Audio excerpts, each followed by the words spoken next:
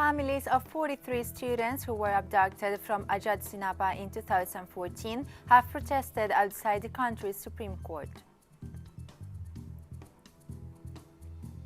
The high-level general debate of the 75th session of the United Nations General Assembly continued this Friday under the theme "The Future We Want, the United Nations We Need."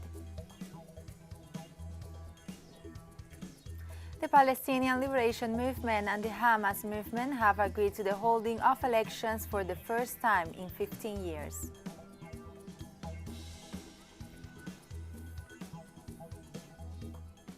From the headquarters of TeleSUR English in Havana, Cuba, this is From the South, I'm Laura Palmeiro.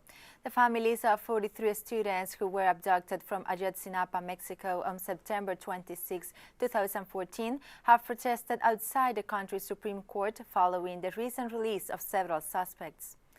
The protesters have criticized the judges of approving the release of those accused of being responsible for the forced disappearance of their children.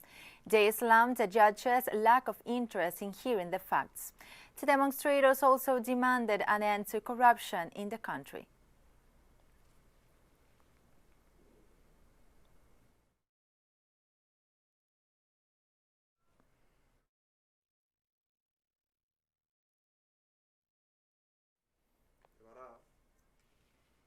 Mexico's Foreign Affairs Minister has praised the achievements of the Community of Latin America and Caribbean States (CLAC) in the fight against COVID-19. He was speaking at the CLAC's 20th meeting of the foreign ministers.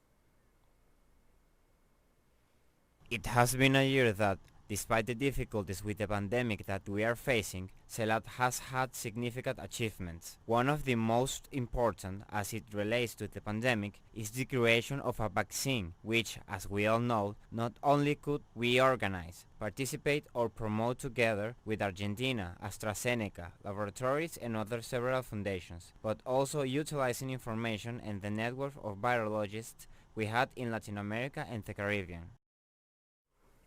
In Ecuador, a demonstration was held outside the National Electoral Council by supporters of the Citizens' Revolution movement to support the registration of its presidential running mates. Opposition sectors blocked the mobilization to prevent the registration of Andrés Araúz for president and Carlos Rabascal for vice president. The leader of the Citizens' Revolution movement, Virgilio Hernández, stressed that the sit-in that was held outside the National Electoral Council sought to promote the freedom of the expression of all Ecuadorians. Meanwhile, candidate for the National Assembly, Maria Cecilia Herrera, noted that the protest was held to defend democratic rights in the country.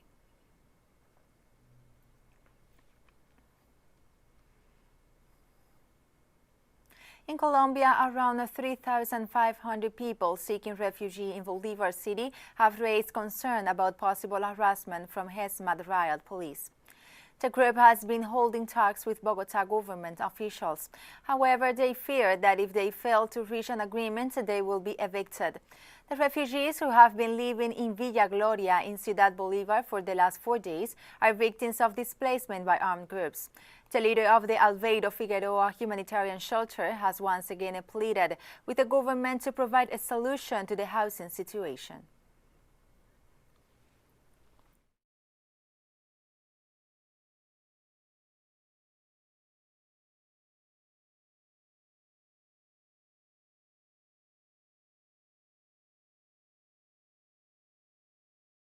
This Thursday, Venezuelan President Nicolás Maduro presented Venezuela's Truth Report to refute a recent United Nations Independent Mission report sponsored by the Lima Group on the country's human rights situation.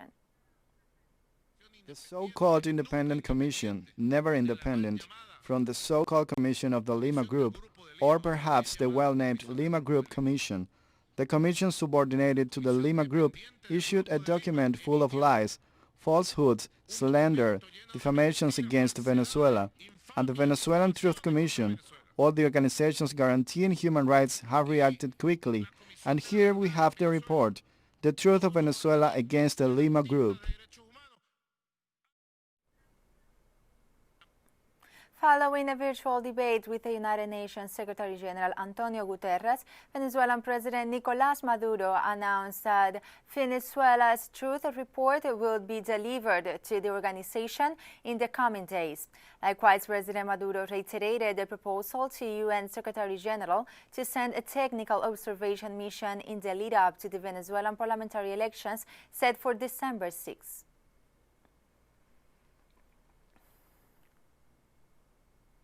And Venezuelan Attorney General Tarek William Saab denounced the United States' intention to distort the issue of human rights in order to attack the country. Attempting to stain, even in its most genuine origins, the issue of human rights in order to attack a nation, to undermine its democratic institutions, to nullify them, to use this excuse to intervene in domestic affairs in order to discredit the head of state himself through to civilian and military authorities, and attempting to internationally discredit the nation, which they are seeking to annex in any moment and which are not aligned with them. And we are taking a very short break now, so don't go away.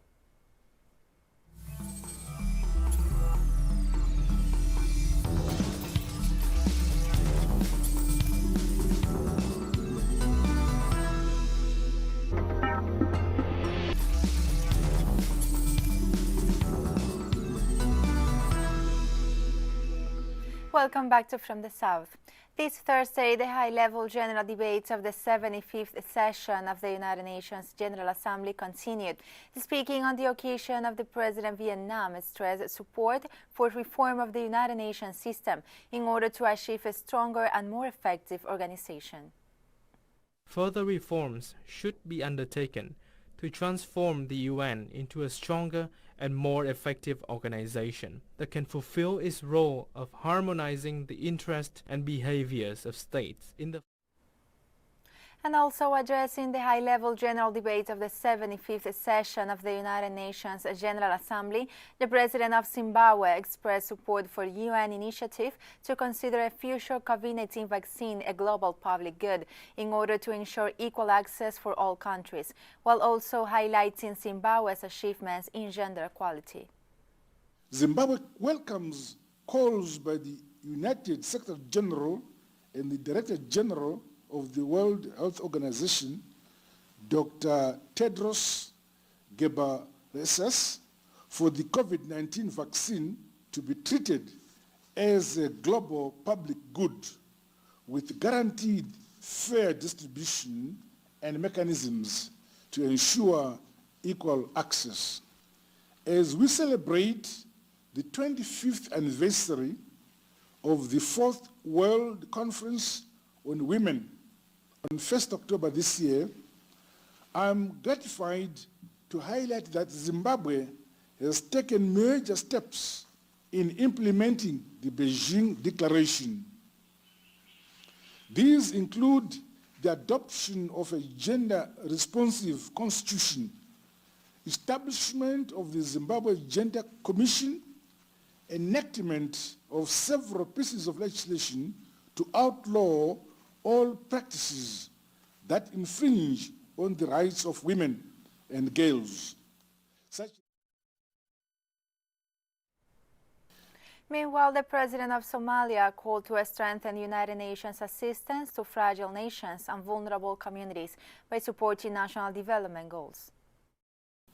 The United Nations can do this by supporting national and personal development through assisting and strengthening national institution framework, systems, knowledge transfer, and investment in human capital.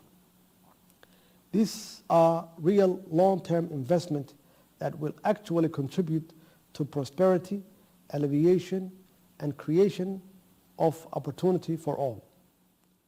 In conclusion,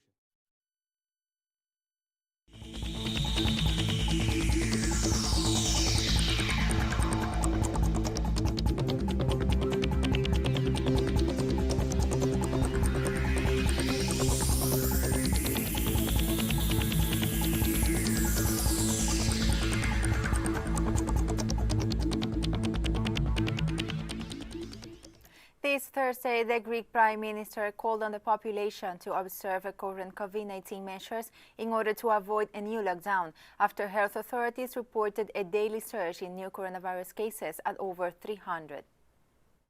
As the threat to public health flares up again, I call on you to be vigilant without new general measures throughout the territory, but with consistent application of all those already in place and with target interventions as and when needed in areas that show a high epidemiological burden, such as Attica, the greater Athens area today. The dilemma is self-protection or quarantine, and knowing the consequences of the latter, we have a duty to choose the former without too much talk but with a few tasted and effective actions, keeping distances, maintaining personal hygiene, and most importantly, wearing a mask until the cure and vaccine are found. Health authorities in Switzerland order a mandatory quarantine for 2,500 students in the city of Lausanne following COVID-19 outbreaks, which were suspected to be a byproduct of off-campus partying. Local authorities in Switzerland's Vaud canton noted that the undergraduates, both on and off the campus, studying at the prestigious Lausanne Hospitality Management School, must comply with the quarantine periods. Meanwhile, the findings of an investigation indicated that the organization of one or more student parties was the root of many of the COVID-19 outbreaks, adding that the parties were through that had taken place before the new coronavirus containment measures were announced in the region on September 15th. Meanwhile, school administrators have noted that measures were taken to ensure online classes.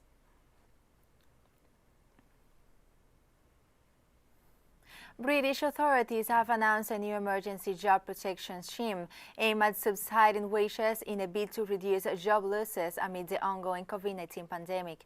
However, despite government promises, unemployment in the United Kingdom is expected to rise by more than 1 million before the end of the year, with the scheme following short of addressing many immediate and long-term impacts of the economic crisis on millions of workers.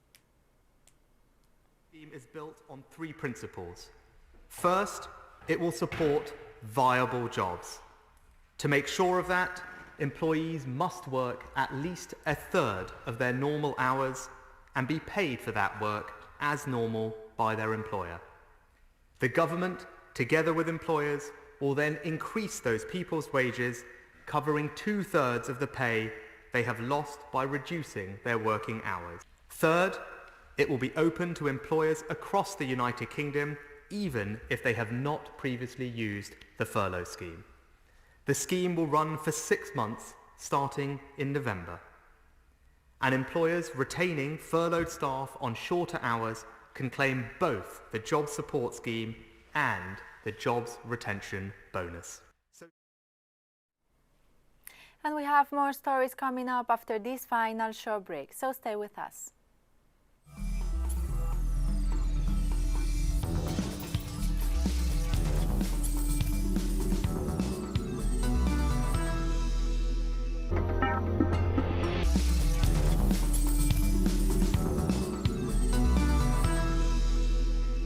Welcome back to From the South. The Palestinian Liberation Movement and the Hamas movement have both agreed to the holding of elections for the first time in 15 years. The country's two biggest parties met in Turkey's Istanbul, where they agreed that polls will be held within the next 6 months.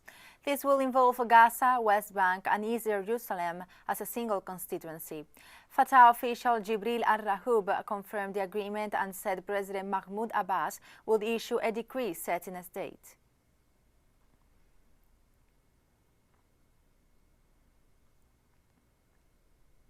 Jing Weidong, the CEO of Sinovac, a Chinese pharmaceutical company, said that their COVID-19 vaccine will be ready to be distributed worldwide in early 2021.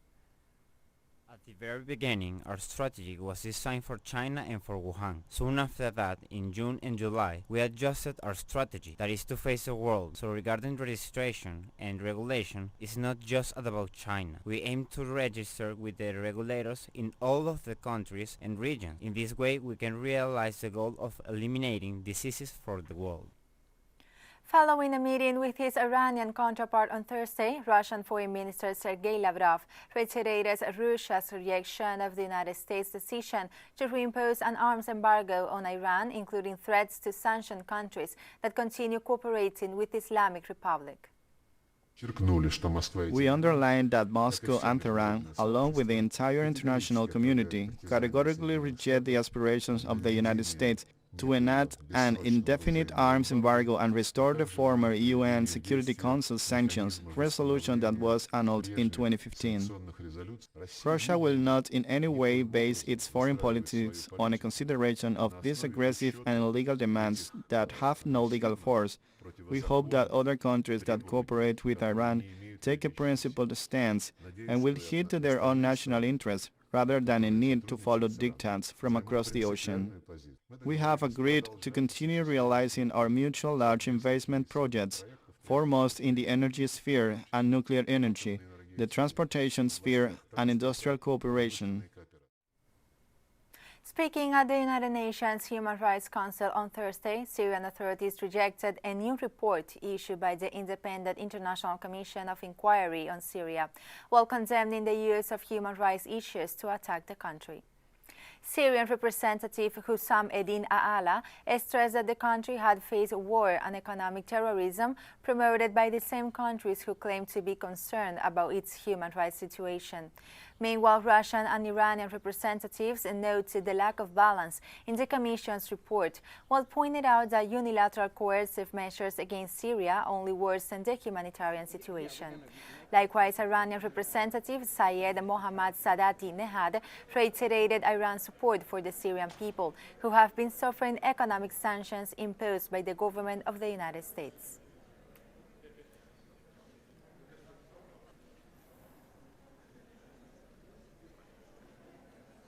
Addressing the meeting on the gender dimension of the death penalty on Thursday, the United Nations High Commissioner for Human Rights, Michelle Bachelet, highlighted the disproportional application of the death penalty against women. Research shows that women are judged not only on the basis of their crime, but because they are perceived to have betrayed traditional gender roles. Frequently, women have been disproportionately sentenced to death for the crime of murder, often of spouses or closer family members. In addition, women disproportionately face capital charges for conduct not meeting the minimum threshold of the most serious crimes, or which should not be criminalized, as it is the case in charges for adultery and consensual same-sex conduct. The United Nations Secretary-General Antonio Guterres and the Prime Minister of the United Kingdom Boris Johnson have announced a virtual summit to take place on December 12 in order to commemorate the 5th anniversary of the 2015 Paris Agreement on climate change. All COVID-19 recovery packages need to accelerate the decarbonization of the global economy. Any plan that supports economically costly and polluting coal or fossil fuel industries cannot be called recovery. Plans, policies and portfolios must demonstrate that they are consistent with the goal of limiting global temperature rise to 1.5 degrees Celsius. What we want to do is to work with everybody to have a commemoration or a celebration of the 5th anniversary of the Paris Climate Change Summit on the 12th of December. Alas, I fear it will probably still have to be a virtual summit, but nonetheless very, very important. A chance for us to look at the year ahead, do a stock take, see where we are. And we have come to the end of this news brief. Remember, you can find these and many other stories on our website at telesurenglish.net. You can also join us on social media, Facebook, Twitter, and Instagram. For TeleSUR English, I'm Laura Palmeiro. Thank you for watching.